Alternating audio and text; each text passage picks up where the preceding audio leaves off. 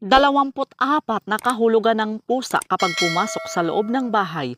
Una, kapag kulay itim na pusa ang pumasok sa loob ng bahay, ito ay sinyalis na humihigop ng negative energy sa loob ng tahanan upang itapon sa ibang lugar.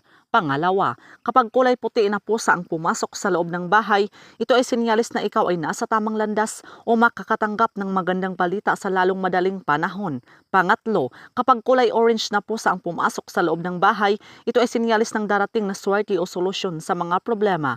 Pang-apat, kapag kulay gray na pusa ang pumasok sa loob ng bahay, ito ay sinyalis ng financial stability o swerte sa pera.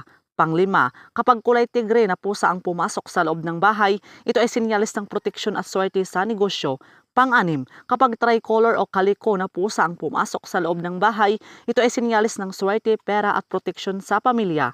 Pang-pito, kapag buntis na pusa ang pumasok sa loob ng bahay, ito ay sinyalis ng masaganang biyaya at paglago ng pamilya o ari-arian. Pangwalo, kapag sugatang pusa ang pumasok sa loob ng bahay, ito ay sinyalis na maging maingat sa mga desisyon upang maiwasan ang sakuna.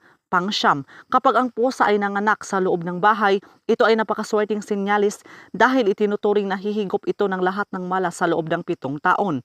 Pangsampo, kapag ayaw nang umalis ang pusa sa bahay, ito ay sinyalis na kailangan ng iyong bahay ng espiritual na paglilinis o proteksyon. Panglabing-isa, kapag ang dumaan sa harap mo ang pusa pagpasok sa loob ng bahay, ito ay sinyalis na mag-ingat sa mga nakapaligid na tao. Panglabing-dalawa, kapag ang pusa ay natulog sa iyong higaan, ito ay sinyalis ng healing energy at mahimbing na pagtulog. Panglabing-tatlo, kapag ang pusa ay tumititig sa bakanting sulok, ito ay sinyalis na may nakikita itong espiritu o enerhiya na hindi nakikita ng tao. Panglabing-apat, kapag may dalawang pusa na magkasama na pumasok sa loob ng bahay, ito ay sinyalis ng harmonya at balansing relasyon sa loob ng tahanan. Panglabing-lima, kapag ang pusa ay maingay o umiyak sa loob ng bahay, ito ay sinyalis ng paparating na karamdaman o hindi pagkakaunawaan sa pamilya. Panglabing-anim, kapag ang pusa ay naglilinis ng katawan sa harap ng pinto, ito ay sinyalis na may darating na bisita o malayong kamag-anak. Panglabing-pito, pusang gala na biglang naging palakaibigan, sinyalis na magaan ang iyong aura at malapit ka sa swerte. Panglabing-walo, kapag ang pusa ay sumusunod sa iyo sa loob ng bahay, ito ay sinyalis ng gabay na nagbabantay sa iyong bawat galaw laban sa kapahamakan. Panglabing-siyam, kapag ang pusa ay kulay dilaw ang mata, ito ay sinyalis ng talas ng isip at tagumpay sa pag-aaral o trabaho. 20, kapag ang pusa ay kulay asul ang mata, ito ay sinyalis ng kapayapaan at katahimikan sa magulong isipan.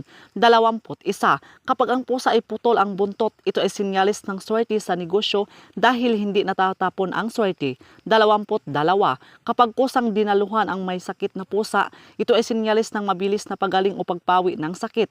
23, kapag ang pusa ay nanatili sa kusina, ito ay sinyalis na hindi mawawala ng pagkain o biyaya ang hapagkainan. 24, kapag ang pusa ay may kagat sa daga o ibon, ito ay sinyalis ng pasasalamat at pagdating ng mga reward sa iyong paghihirap. So yun lang po mga kaibigan, so please do subscribe and hit the notification bell para ma-update po kayo sa susunod na mga videos. Maraming salamat.